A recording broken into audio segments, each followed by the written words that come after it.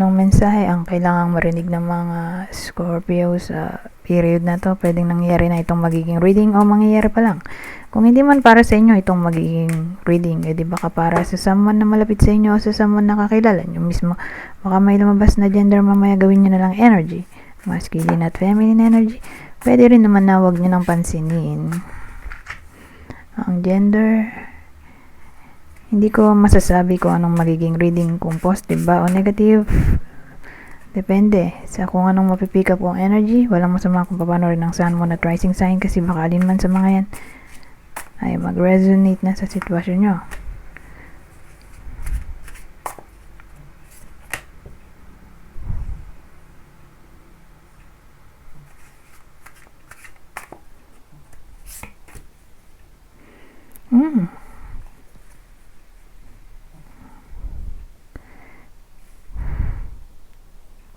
Maraming pwedeng case. Sabihin natin,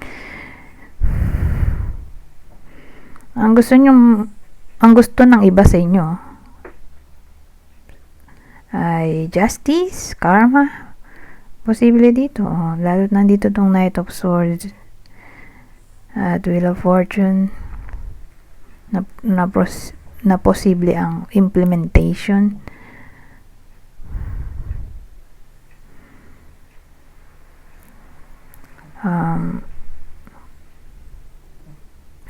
Confession. Halimbawa, naghihintay ang iba sa inyo regarding confession o magsabi na ng katotohanan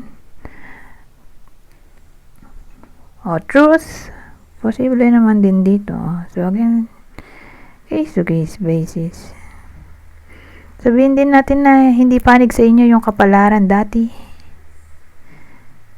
O dito papanig na. Lalo na kung may pinaglalabang case. Halimbawa, natalo dati. Or yun nga, natalo. Tapos inilaban ulit. Binuksan ulit yung case. So, this time, magwawagi na. Posible rin naman ganoon. Or, sabihin natin first time. First time yung case, nailaban.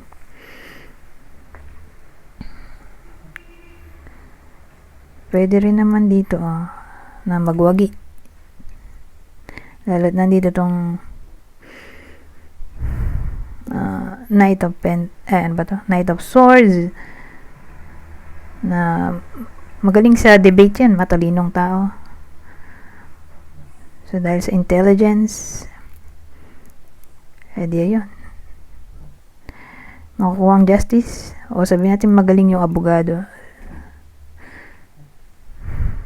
So again, case to case basis.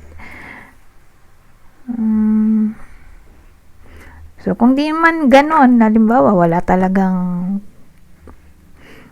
senaryong tatama sa inyo sa ganong case, sa dalawang sinabi kong senaryo, di sabihin na lang natin may ine-effortan yung iba sa inyo. May ginagawa sila na para bang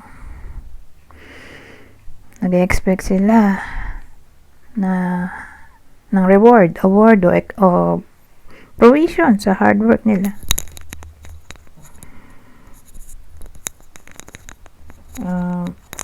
Posible rin naman dito na makuha ng iba sa inyo yung ine-expect nila na result, outcome. Magaganda yung mga cards.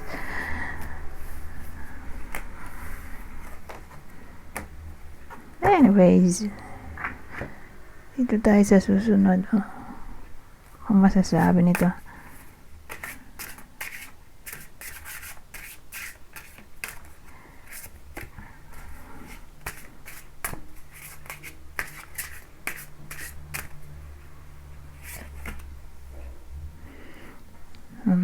So, meron tayo ditong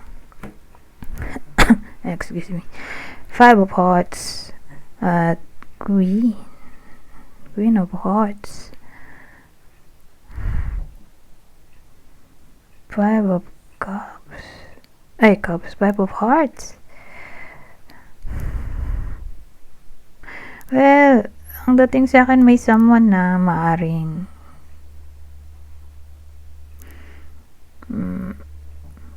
mainggit or mag-send ng evil eye sa iba sa inyo for some reason, o lihim na inggit o lihim na kaaway, whether alam nyo na to o malalaman pa lang, pero para magka-idea kayo kung sino tong taong to. So yung tao ay probably maputi, o isa sa water sign, Cancer, Scorpio, Pisces.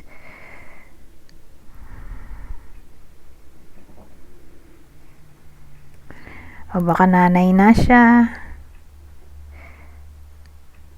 So kunin nyo lang yung info na sa tingin nyo ay fit sa sitwasyon nyo o sa kakilala nyo, para bang makilala nyo somehow tong tinutukoy ko.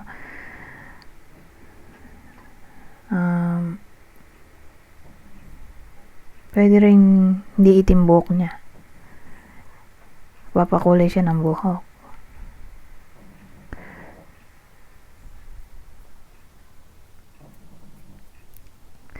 So yan, mag-ingat sa taong binanggit ko sa description, okay? So tingnan nyo na lang dun sa description kung makikilala nyo.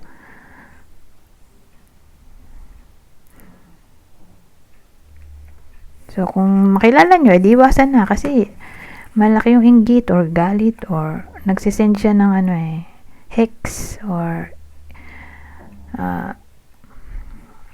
evil eye nang hindi nalalaman ng iba sa inyo.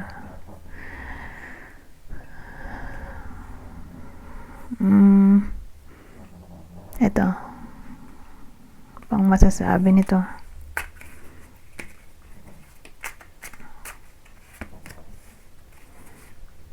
Ten of Wands, upright, the Emperor, upright, Queen of Wands, upright.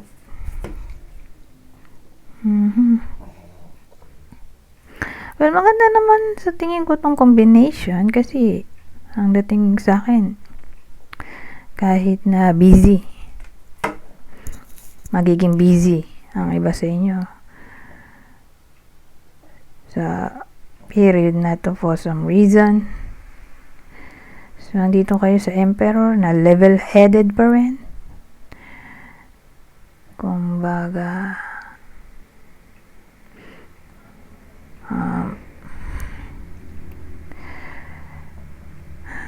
hindi nyo tatantanan yung mga task hanggat hindi natatapos. So in short, willing harapin ang mga problema sa period na to. Itong Queen of Wands, so yan yung sinasabi kong matapang na harapin ang mga problema.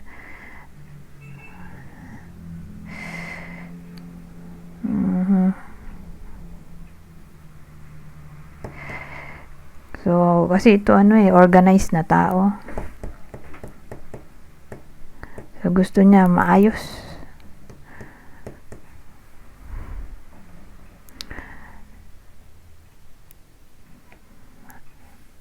Ayaw niya ng magulo.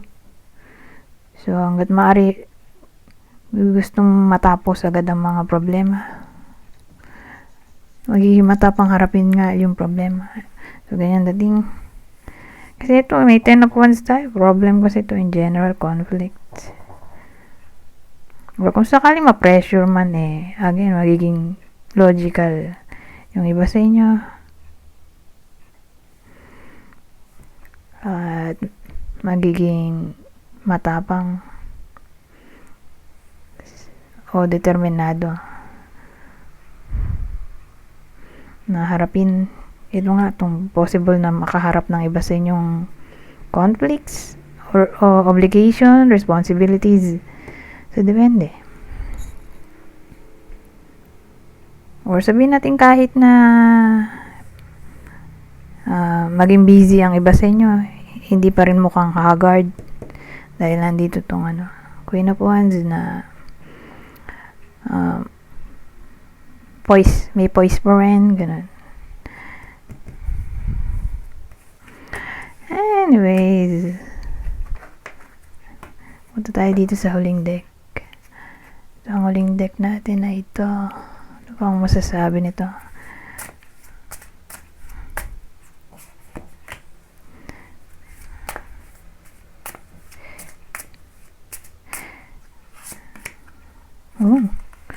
So, sa period na to, saan natin na ma-activate daw ang power ng iba sa inyo. So, ibig sabihin, asahan na magiging courageous, ayun nga, powerful. So, in-embody yung strength card. Strong. Okay. Ma-value ang self-importance, self-respect, self-worth,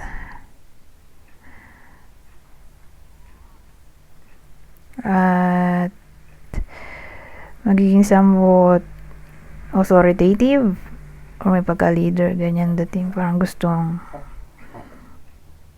maging ganun ang iba sa inyo. Makuha yung power. So, malaki kasi yung sasakupin ng power.